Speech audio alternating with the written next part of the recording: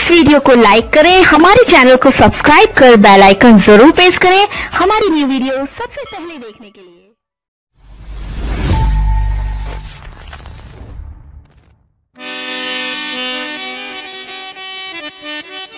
जे की वणी बेवफा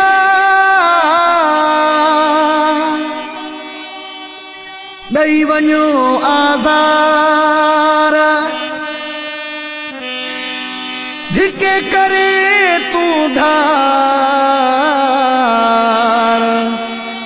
मोलाई रसूल बख्श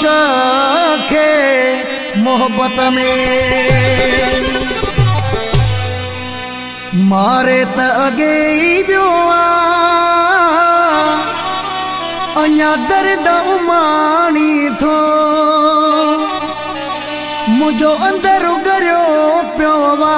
चंगी तरह सजानी थो मुझो अंदर उगरियो पियो वा चंगी तरह सजानी थो मारे त अगे दर्द उमानी थो मुझो अंदर उगरियो पियो वा चंगी तरह सजानी थो मुझो अंदर उगरियो पियो वा चंगी तरह सजानी थो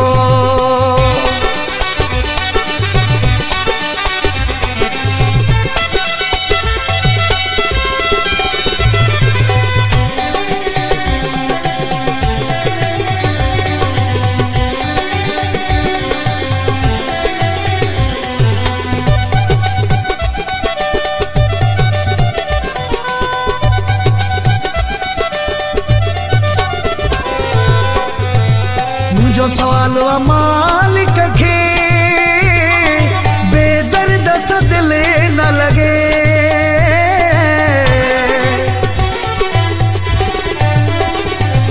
मुझो सवाल मालिक के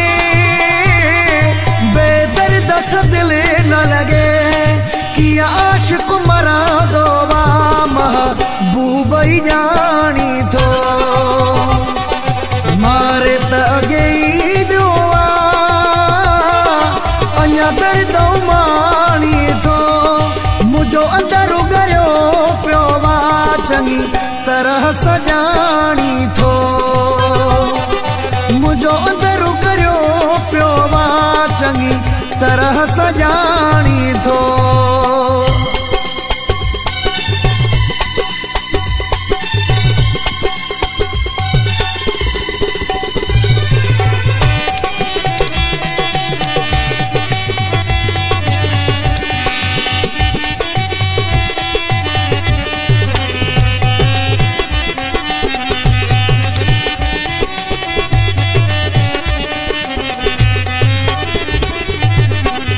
तकलीफ पुजाए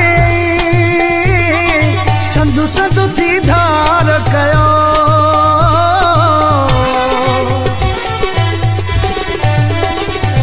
तकलीफ पुजाए संदु संदु थी धार कयो वरी नो नो दरे दुमुले हर रोज तू आनी थो मारे त अगे दर्द उमानी थो मुझो अंदर उगरियो पियो वा चंगी तरह सजानी थो मुझो अंदर उगरियो पियो वा चंगी तरह सजानी थो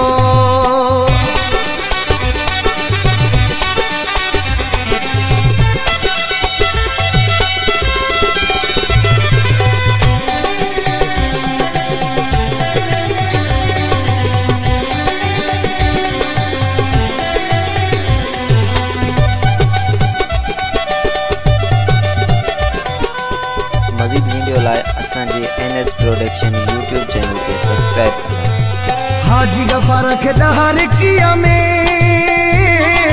दुख सहन जी आदत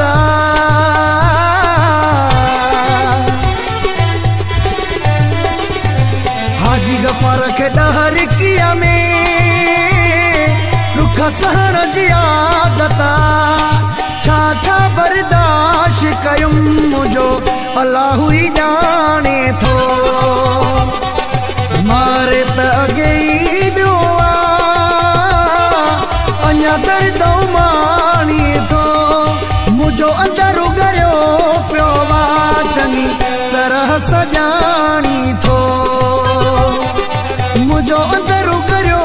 पियो चङी तरह सॼाणी थो।